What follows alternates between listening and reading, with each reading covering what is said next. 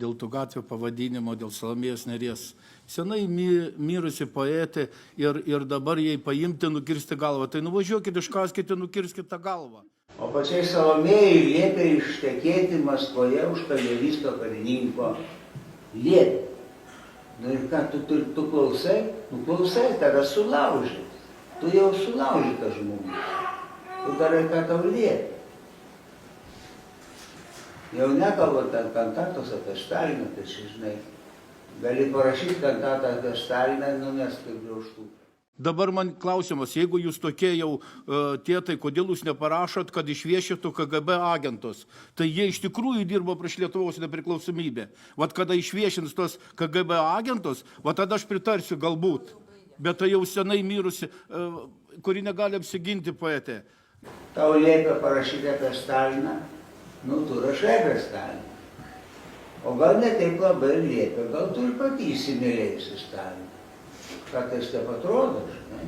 Stalinas toksai, žinai, vadas, labai vyriškas, labai jisai paglostė tą mergaitę iš Lietuvos. Nebijok, mes nuskriausim. Nu, nelaimingiausia pasaulyje, pats Stalinas paglostė.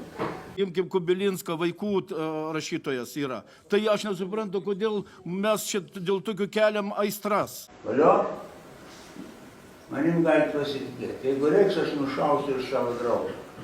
Tai Kubilinskas.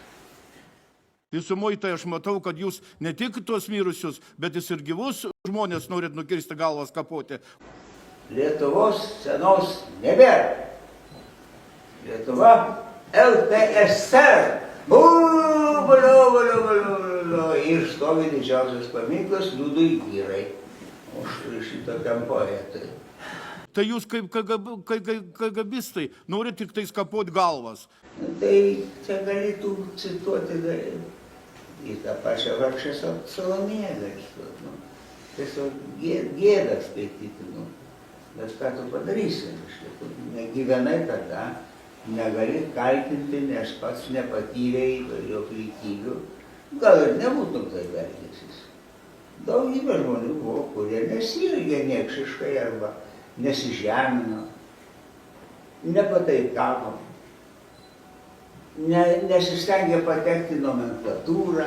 Jūs išviešinkit KGB agentus pirmiausiai, tada kalbėkim.